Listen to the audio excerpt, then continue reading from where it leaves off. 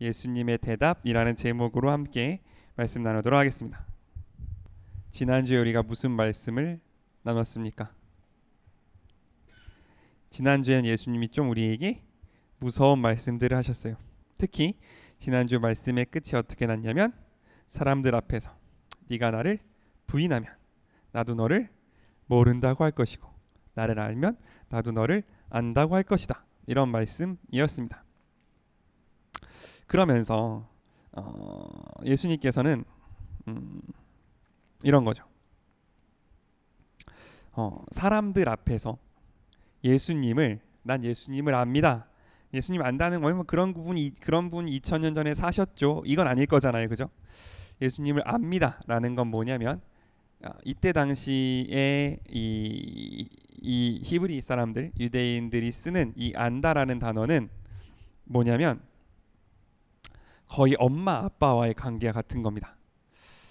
내가 나의 아내를, 나의 남편을 안다 할 때 그 안다예요. 그냥 이 세상 어딘가에 그런 사람이 존재한다 이걸 아는 게 아니라 그 사람이 나랑 관련이 있고 그 사람이 나랑 계속해서 뭐랄까요, 같이 먹고 같이 입고 같이 자는 관계여서 뭘 좋아하고 무엇을 싫어하고 이렇게 친밀하게 서로를 정말 이렇게 아는 그런 걸 안다라고 이야기합니다.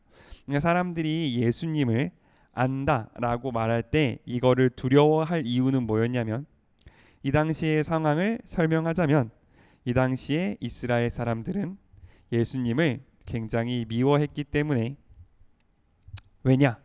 예수님이 이 땅 가운데 오셔서 이스라엘 사람들이 가장 중요하게 생각했던 율법, 그 율법을 뛰어넘는 사랑, 십자가의 사랑을 보여주셨을 때 율법 가운데 매여 있었던 이스라엘 사람들은 예수님을 미워했었죠. 그래서 예수님을 너 예수님 아냐? 라고 물어보고 안다 그러면 이제 잡아서 때리거나 잡아서 죽이거나 감옥에 가두거나 했던 게 요 때입니다. 마치 일제시대 때 독립군 같은 느낌이었다고 보시면 될 것 같아요.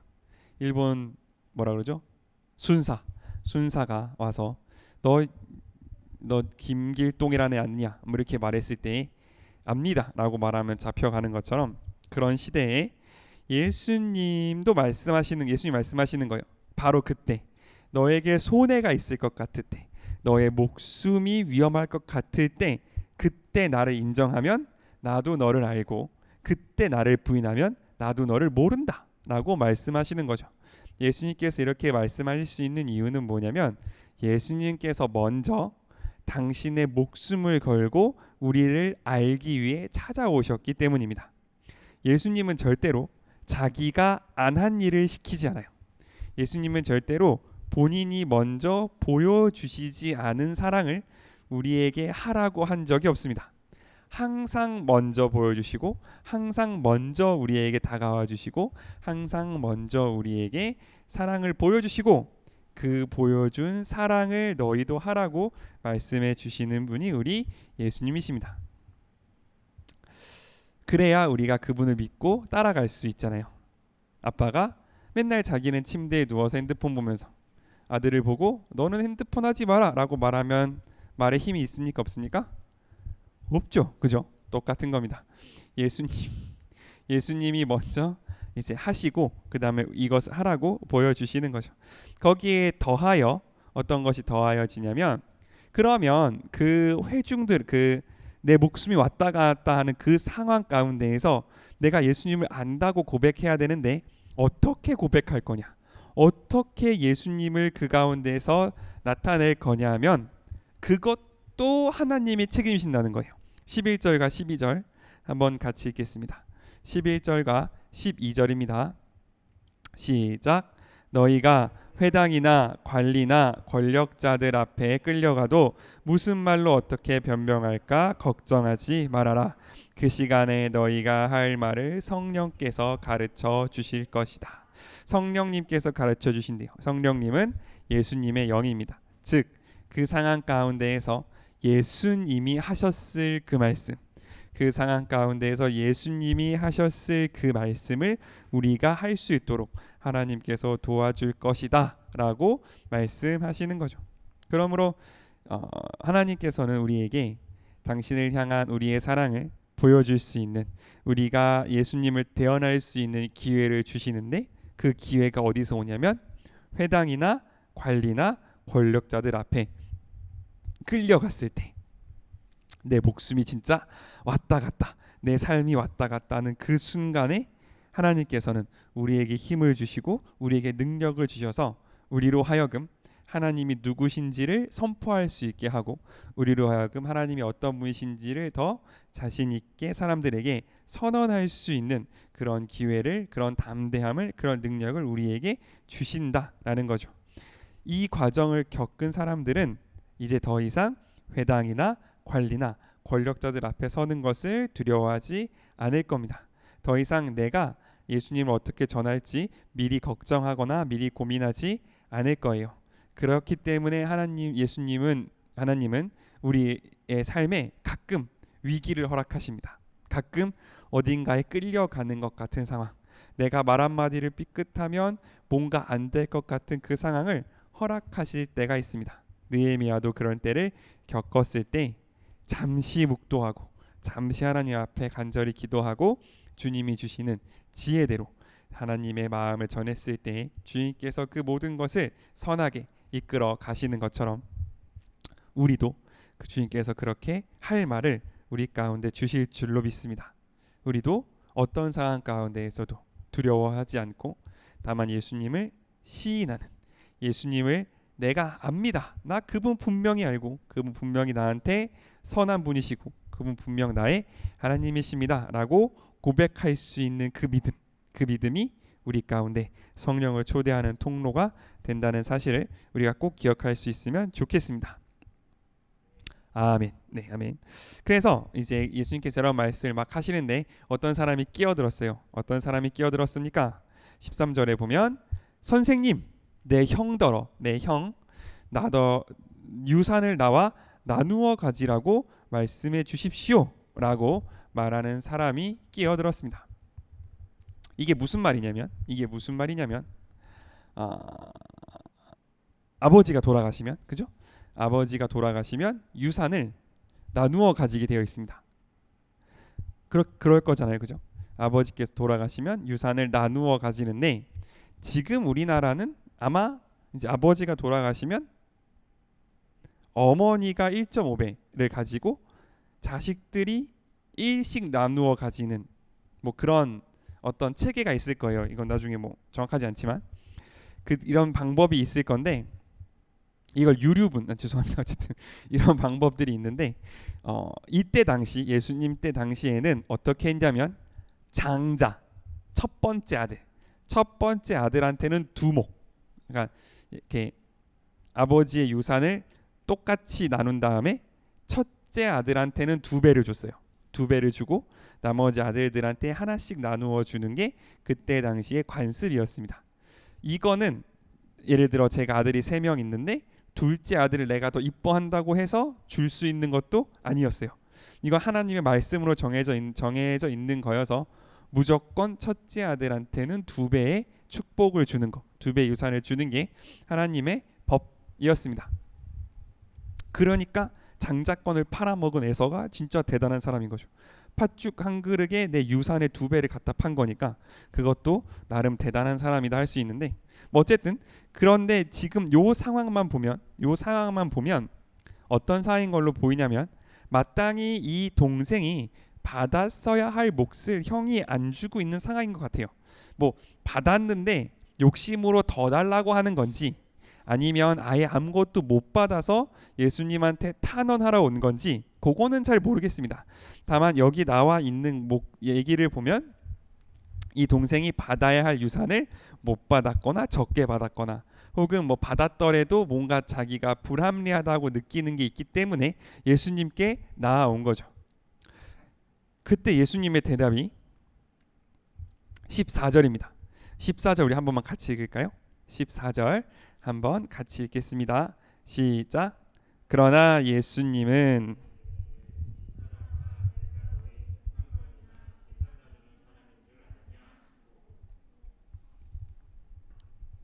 감사합니다. 예수님께서는 거기에 대해서 그런 게 어딨냐, 똑같이 나눠야지 라고 말씀하시기보다는 내가 너희의 재판관이나 재산 나누는 사람인 줄 아느냐 라고 말씀하셨어요. 이거는 뭐냐면 예수님은 돈 나누는 거에는 관심이 없다, 혹은 예수님은 이런 어떤 뭐랄까요, 세속적인, 그러니까 돈이 오고 가는 이런 일에는 관심이 없다라고 말씀하시는 건 아닌 것 같습니다. 왜냐하면 예수님의 기도에도 들어있었어요. 일용할 양식을 주옵시고. 예수님은 우리의 먹고 사는 문제에 아주 큰 관심이 있는 분이셨습니다. 그리고 그 세례 요한도 예수님께 오는 사람들을 준비시킬 때 어떻게 준비시켰냐면, 세리들은 정해진 세금 외에는 받지 말고 군인들도 사람들을 압제하지 마라 라고 분명히 이야기했단 말이죠. 예수님은 이런 어떤 거창하게 말하면 사회 정의, 이거에 관심이 없기 때문에 그 말을 하면 안 된다라고 말했다기보다는 그 어떤 걸 짚고 싶으신 거냐면 16, 15절처럼 온갖 욕심을 조심할 것을 먼저 말씀하고 싶으셨던 거예요. 이 온갖 욕심은 어떤 거냐면 이런 겁니다. 16절에서부터 21절까지 나오는 한 부자의 이야기를 하십니다. 어떤 부자가 있었습니다. 비옥한 농토를 가졌대요. 비옥한 게 뭡니까? 비옥한 게 뭐예요? 농토가 곡물이 아주 잘 자라는, 흔히 땅이 기름지다고 말하는 그 상태. 똑같이 밀을 심어도 남들은 한 가마니가 나올 때 나는 두 가마니가 나오는 그런 농토를 가진 부자가 풍성하게 수확을 했습니다. 이때 당시야 농사를 지을 때니까 이렇게 표현했지만, 간단히 요즘 말로 하면 돈을 많이 벌었어요. 돈 엄청나게 많이 벌었습니다. 더 이상 쌓아둘 곳이 없을 정도로 돈을 많이 벌었어요. 이제 뭐 내가 쓰는 것보다 돈이 벌리는 게 더 빠를 정도로 돈을 벌었습니다. 그런 사람한테 걱정이 있는데 뭐냐면 17절에 있어요. 내가 곡식 쌓아둘 곳이 없다 라는 걱정이 생겼습니다. 돈이 너무 많이 있어서 이 돈을 어디다가 두지? 라는 걱정을 한 번쯤 해볼 수 있습니다. 행복하겠다라는 생각을 하기는 하는데 한번 해봐야 그죠? 나도 회개를 어쨌든 그러니까 우리는 이쪽으로 회개할 일이 없는 그런 사람들인 건데 어쨌든 돈이 너무 많아서 이 돈을 어떻게 해야 되냐, 이걸 어디다가 써야 되냐 라는 고민을 할 정도로 돈을 많이 벌었습니다. 그래서 이 사람이 낸 아이디어, 이 사람이 낸 해결책은 뭐냐면 더 많은 곳간, 더 많은 투자처, 더 많은 어떤 이 포트폴리오를 쌓아서 이거를 가득히 쌓아두고 이제 더 이상 내가 고민하지 않아도 돼. 더 이상 내 삶의 근심은 끝났고 내 삶의 어떤 걱정은 끝났다. 이것만 있으면 내 삶을 완벽하게 평화롭다라는 그 상태를 만들어 두자가 이 부자의 결론이었습니다. 이 부자의 고민은 이 많은 재산을 어떻게 할까가 고민이었고, 결론은 이 많은 재산으로 내가 평안을 누리자가 결론이었던 거죠. 그런 결론을 짓고 있는 사람에게 하나님이 말씀하십니다. 하나님 말씀하십니다. 20절입니다. 우리 20절 한 번만 같이 읽도록 하겠습니다. 20절 시작. 그러나 하나님은 그에게 이렇게 말씀하셨다. 어리석은 사람아, 오늘 밤에 내 영혼을 도로 찾아가면 내가 지금까지 쌓은 것이 이것이 되겠느냐. 아멘. 뭐예요? 오늘 밤에 이 부자의 영혼을 찾아가신대요. 그러면 부자가 그렇게 쌓아뒀던 그 많은 돈들, 부자가 그렇게 쌓아뒀던 그 많은 재산은 하나님 앞에 섰을 때 의미가 있어요? 없어요? 없다라는 거죠. 더 심각한 건 뭐냐면 이 사람은 다시 그 재산을 가지러 땅에 돌아갈 수 있습니까? 없습니까? 없어요. 어디서 영원히 살아야 돼요? 하늘나라에서 하나님과 영원히 살아야 됩니다. 여기 써여 있는 것으로 봤을 때에는 이 사람은 하늘나라에는 많은 것을 쌓아두지 않은 사람인 것 같습니다. 그럼 이 사람은 앞으로 영원히 어떻게 살까요? 가난하게 살 겁니다. 이게 하나님께서 우리에게 주시는 지혜입니다. 지혜는 뭐예요? 이 땅에 쌓아두는 것이 아니라 하늘나라에 하나님이 보시기에 많은 재물을 쌓아두는 것이 지혜라고 우리에게 말씀해 주시는 거죠. 그런데 만약에 어떤 사람이 하늘나라라는 건 없다라고 생각한다고 생각해 봅시다. 하늘나라라는 건 없어. 그런 게 어딨어. 이 땅이 전부지. 라고 생각하는 사람에게는 많은 재물을 하나님 앞에 쌓으려는 사람, 이 땅에서 더 많이 벌고 이 땅에서 더 많은 것을 누리고 여기서 더 좋은 것을 가지려고 하는 것보다 하나님이 보시기에 착한 일을, 하나님이 사랑하는 사람들을 사랑하고 하나님이 도우려는 사람들을 돕고자 하는 사람, 즉 천국에 많은 것을 쌓아두려고 하는 사람들을 볼 때에는 어떤 느낌이 들까요? 이상한 사람이란 느낌이 들겠죠. 저 사람은 왜 그냥 돈을 버리나? 저 사람은 왜 그냥 곡식을 버리는가? 자신에게 아무런 유익도 없는 일을 왜 하고 있는가에 대해서 뭐랄까요? 굉장히 이상한 사람이라는 생각이 들 겁니다. 이게 그리스도인, 예수님을 믿는 사람들, 영원이라는 것이 있다라는 것을 알고 있는 사람과 모르는 사람의 결정적인 차이입니다. 만약 내가 예수님을 믿고 예수님을 따른다고 말은 하지만 나의 시간과 나의 노력과 나의 에너지와 나의 재정이 쌓이는 곳이 세상 사람과 아무런 차이가 없다라면 우리가 과연 그 하나님의 나라를, 그 하나님의 뜻을 정말 진지하게 받아들이고 있는지, 그게 정말 있다고 생각하고 있는지를 우리가 한번 진지하게 돌아볼 필요가 있다는 거죠. 세상 사람들이 보기에는 허비하는 것처럼, 하나님을 모르는 사람들이 보기에는 정말 그냥 강물에 떡을 던지는 것처럼 소용 없어지는 것들, 그것을 우리는 얼마나 갖고 있는가, 그것을 우리가 한번 곰곰이 생각해 봤으면 좋겠어요. 예수님께서는 분명한 기준을 제시하십니다. 이 땅에도 쌓이고 하늘에도 쌓이고 그런 건 없다라고 말씀하시는 거죠. 세상에 대하여 부요하지면 하나님에 대하여 가난해지는 거예요. 하나님에 대하여 부요해지면 세상에 대하여 가난해지는 겁니다. 왜냐하면 우리는 똑같은 시간을 보내고 똑같은 노력을 하는데 그것이 하늘에 쌓이거나 땅에 쌓이거나 하기 때문에 그렇습니다. 그러므로 이 땅에 쌓은 것이 많이 없는 우리들이요 기뻐할지어다 라고 말한다면 어떨지 잘 모르겠지만 가장 비참한 게 그거죠. 내가 노력은 하고 내가 힘은 들이고 내가 많이 고생은 하는데 이게 어디 쌓이는지 모르겠어. 이게 우리 삶에 있어서 가장 힘든 부분일 거라고 저는 생각합니다. 우리 삶 중에 어느 부분을 딱 떼서 이만큼은 세상, 이만큼은 하늘 이렇게 구별할 수 있는 일이 우리 삶에 얼마나 있겠습니까? 그럴 때 우리가 꼭 기억할 수 있으면 좋겠어요. 예수님이 무엇을 조심하라 하셨냐면 온갖 욕심을 조심하라고 하셨습니다. 그 결과가 중요한 게 아니라 내가 이 일을, 내가 이 말을, 내가의 결정을 내리는 그 마음 속에 어떤 것이 있는가, 예수님은 그것을 보시고 그것을 우리에게 주의하라라고 말씀하신 거죠. 즉 예수님은 어떤 행동을 함에 있어서 그 행동이 어디로 가냐는 것은 그 행동이 결과가 막 많은 열매를 거뒀거나 혹은 그 결과가 너무 많은 좋은 영향력을 미쳤거나 그 결과가 너무 사람들 보기에 아름답기 때문에 이건 하늘로 가고 그렇지 않기 때문에 이건 땅에 쌓이는 그런 것이 아니라 그것을 시작할 때의 마음이 어떻게 시작되었는지, 세상을 향한 욕심으로 시작되었는지 아니면 하나님을 향한 사랑으로 시작되었는지, 그것을 통해서 이것이 땅의 것인지 하늘의 것인지가 구별된다라고 말씀하고 계시는 거죠. 그런데 좋다 이거예요.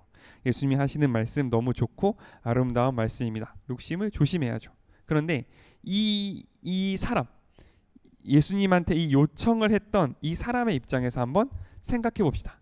이 사람은 예수님이 지금 현재 유명한 사람이고 또 하나님의 말씀을 전하는 선지자고 많은 사람들의 존경을 받으니까 예수님 앞에 자신의 억울함을 탄원하러 왔단 말이에요.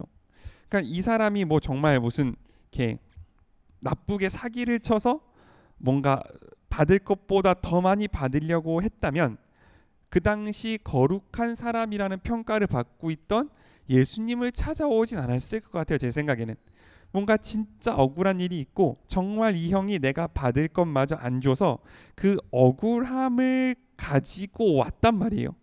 이 사람 생각에는 이건 100% 뭐예요? 예수님이 내 편을 들어줄 일. 이거는 뭐 당연히 형을 나쁜 놈이라고 해주시고 내가 받을 몫을 받으라고 말해 주실 일이라고 생각했기 때문에 자신 있게 하나님의 사람이라는, 죽은 사람도 살린다는 이 예수님한테 이 문제를 가져왔을 거란 말이죠. 근데 예수님이 그 사연을 듣고 너 진짜 불쌍하다라고 말씀해 주신 게 아니라 먼저 누가 나더러 너의 재판관이나 재산 나누는 사람이라 했냐? 라고 면박을 주셨을 뿐만 아니라 야, 다 들어봐, 다 들어봐. 얘처럼 욕심을 부리면 안 돼. 이렇게 말씀하셨단 말이죠.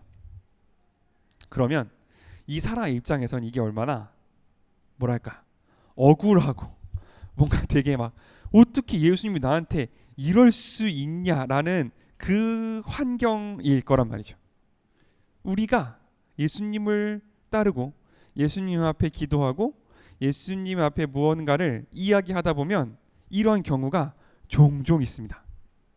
이건 100% 하나님이 내 편 들어주셔야 되는 일인데, 이건 100% 하나님이 쟤를 나쁜 놈이라고 해주셔야 되는 일인데, 하나님이 내 편을 안 들어주고 나한테 야, 네 마음속을 봐, 네가 이런 기도를 하는 네 마음속을 한번 들여다봐, 그게 더 더러워, 이렇게 말씀하시는 때가 있단 말이죠. 그때 우리는 어떻게 반응할 것인가, 그게 더 중요하다는 사실을 우리가 오늘 꼭 기억할 수 있으면 좋겠습니다. 만약 오늘 이 사람이 자신의 억울함에 묻혀서 내가 마땅히 받아야 될 걸 놓쳤다는 내 눈앞에 있는 그 유산이 너무너무 아까워서 예수님이 해주신 이 말을 그냥 흘려버렸다면 이 사람은 지금부터 끝까지 재산이, 재물이, 욕심이 가장 중요한 사람이 되었을 겁니다.